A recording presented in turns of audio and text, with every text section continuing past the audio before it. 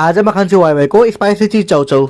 So hello guys, अस्ति नै म मार्ट गएको बेला मैले स्पाइसी चीज नुडल पनि किनेको थिएँ र त्यही नुडलमा आज बनाउँछु। र यो पनि कोरियन र 2 PM जस्तो नुडल भएकोले यसमा प्याज खुर्सानी काट्नु पर्दैन। र त्यसपछि म प्यानमा पानी हालेर उब्लिन दिन्छु र जबसम्म पानी उब्लिँदै सकेको प्याकेट फोडेर पनि हेर्छु। र यसको भित्र हुन्छ एउटा ड्राई भेजिटेबलको प्याकेट र एउटा मसालाको प्याकेट र एउटा ओइलको प्याकेट र लास्टमा चाहिँ नुडलहरू हुन्छ। र यसको नुडल चाहिँ प्लेन नभएर हल्का फ्लेभर्ड हुन्छ, जसले गर्दा काच्चो पनि मिठो स्वाद आउँछ। त्यसपछि यता पानी उब्लिन लागिसकेपछि म यसमा नुडल हाल्छु र त्यसपछि डिहाइड्रेटेड भेजिटेबल पनि हाल्छु र मजाले एकछिन पाक्न दिन्छु। र मैले यति धेरै नुडल्स पकाइसके र त्यसमा सबैभन्दा टाइम लाग्ने भनेको नुडल राम्ररी पकाउनु हो, जसको लागि म यसरी च्यापेर चेक गर्छु र तपाईहरु पनि यसरी चेक गर्नु होला। र नुडल पाकिसकेपछि एक्स्ट्रा झोल निकाल्छु। त्यसपछि हामीसँग बच्छ पाकेको सुक्खा नुडल र त्यसपछि म आफ्नो सेटअप पनि तयार गर्छु। र यसपछि पाला आउँछ यसमा मसाला हाल्ने र सुरुमा म ओइल हाल्छु र यो वाला चाउचाउमा मैले तेल कम नोटिस गरे अरु ब्रान्डको तुलनामा। त्यसपछि पाला आउँछ मसाला हाल्ने र त्यसपछि पाला आउँछ यसलाई राम्ररी मिक्स गर्ने र अब यो मिक्स गरेर पनि रेडी भइसक्यो। र यसको बास्नाको कुरा गर्ने हो भनेपछि पुरा चीज बल जस्तो लाग्दैछ। र त्यसपछि म यसलाई खाएर पनि चेक गर्छु र यसको टेस्टको कुरा गर्ने हो भनेपछि पुरा चीज बल जस्तै छ। र ओभरअल मलाई यो स्पाइसी चीज धेरै मन पर्यो। र तपाईले वाइवाईको स्पाइसी चीज खानु भएको छ कि नै कमेन्ट गर्नु होला। भिडियो मन परे लाइक एन्ड च्यानल सब्स्क्राइब गर्नु होला। आजलाई यति नै, ल